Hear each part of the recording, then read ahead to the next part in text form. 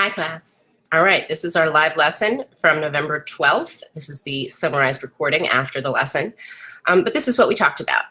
So this was about our research project, and this was the production part, right, where you're actually outputting what you've done with your research. So first thing I asked was just where you are, right? Have you started, and you can check all that apply. So yes, I finished my narrative. I did my research. I was here for this lesson. I missed that lesson. I was here for this lesson. I was here for this lesson, right? Whatever's true for you. And Bianca, I will check you out in a second. Thank you for texting, by the way. People should definitely text with any questions they have. The next thing I want to know is what kind of technology you're working with, right? What do you have in your possession that you can record audio with? And then you get to choose, right? So I like to give lots of choice. I need you to show me that you know how to research and put some kind of conclusion together, but it doesn't have to be a podcast. So you can do either a short podcast of 2 to 5 minutes. You can choose your format, right? So I gave you a couple of different formats in the lesson that we did 3.2.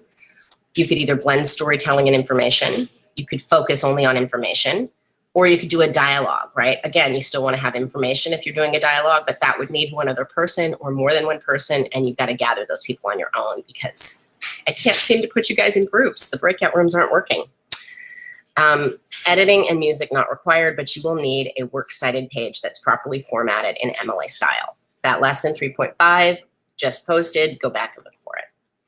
Or if you don't want to do a podcast, you want to do something more like this, a research paper, short, 2 to 5 pages in length, double-spaced, typed.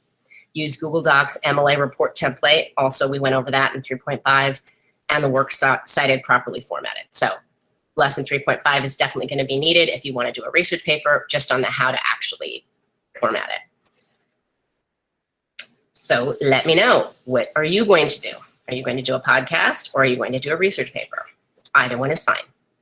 If you're going to do a podcast, stay with me here. If you're going to do a research paper, you can skip to the end of the Nearpod lesson and not listen to the rest of this video. If you're going to do a podcast, you might want to listen to the rest of this video. All right.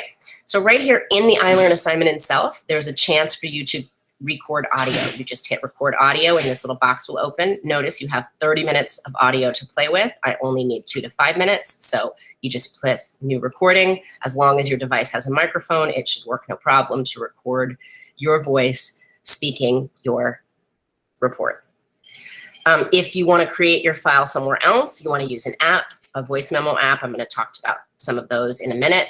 You can also upload a file. As long as it's one of these types of files, it should work just fine.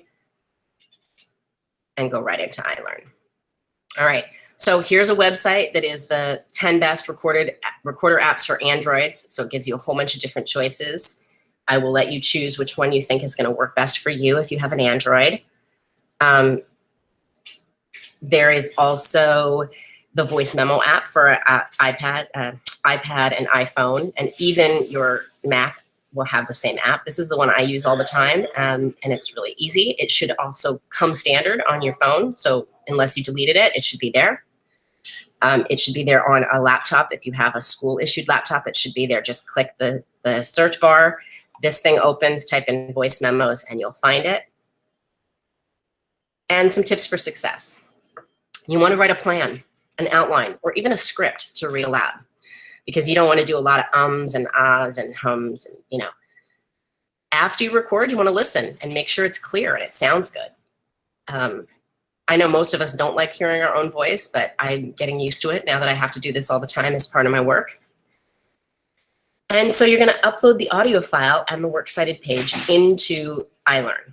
All right. So you may do it with the Brightspace Pulse app if you want. You want to put it on platform iLearn.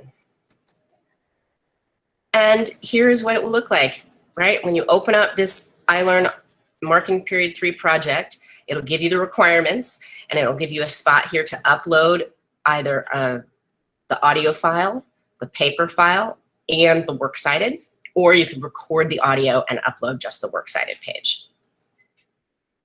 All right, if you need to go back to any of the content, notice this is all of the lessons that are in Marking Period 3.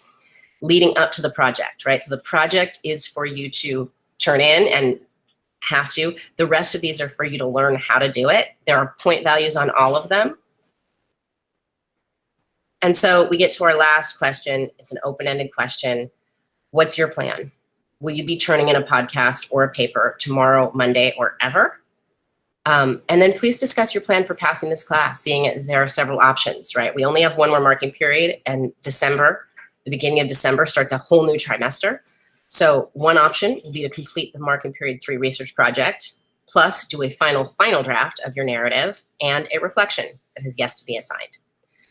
The next thing you could do is complete the marking period 1 literary analysis project that we did, but now you're going to add a short essay and do a final draft of your marking period 2 narrative and a reflection. And the third way to pass is just to have a 65 or above on iLearn in the gradebook. And if you want to know what your gradebook says, you just have to have a conference with me. So come see me tomorrow in office hours and we can go over that. All right. Good luck. Have a great day. And I hope this was helpful.